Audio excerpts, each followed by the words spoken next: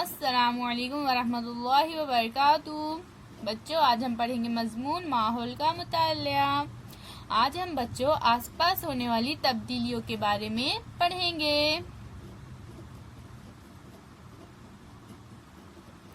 تو بچوں، صبح سورج مشرق سے طلوع ہوتا ہے اور آہستہ آہستہ اوپر کی سمت سرکتا ہے۔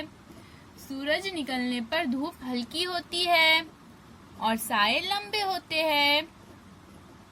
سورج سر پر آتا ہے تو دھوپ تیز ہو جاتی ہے اور سائے بہت چھوٹے ہو جاتے ہیں۔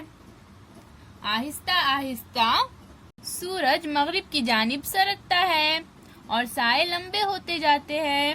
اس وقت کو شام کہتے ہیں۔ شام کے وقت آسمان پر سرخ اور پیلے رنگ کی جھلک نظر آتی ہے۔ عام طور پر آسمان نیلا نظر آتا ہے۔ سورج غروب ہوتے ہی رات ہو جاتی ہے۔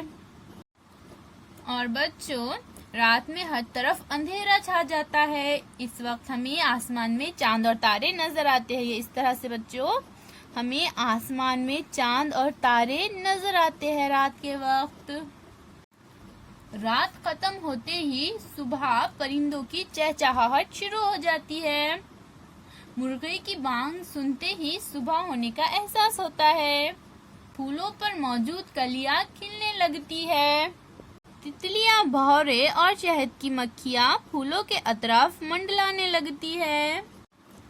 پرندے غذا کی تلاش میں اپنے گھونسلوں سے باہر آتے ہیں۔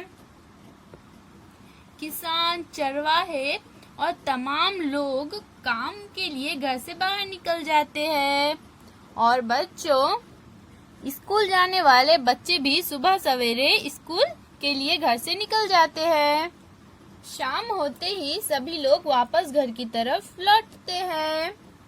لیکن بچوں، کچھ جاندار سورج غروب ہونے کے بعد غذا کی تلاش میں باہر نکلتے ہیں۔ انہیں شبگرد جاندار کہتے ہیں بچوں۔ جیسے بچوں الو، چمگادڑ، یہ کیا ہے؟ یہ شبگرد جاندار ہے۔ یہ جو ہے تو سورج غروب ہونے کے بعد اپنی غذا کی تلاش کے لیے باہر نکلتے ہیں۔ اسی طرح سے بچوں، کچھ پھول بھی رات میں کھلتے ہیں، جیسے بچوں رات رانی۔ یہ رات رانی جو پھول ہوتا ہے بچوں، یہ رات میں کھلتے ہیں۔ رات رانی، گلشبو، یہ پھول ایسے ہیں بچوں جو رات میں کھلتے ہیں۔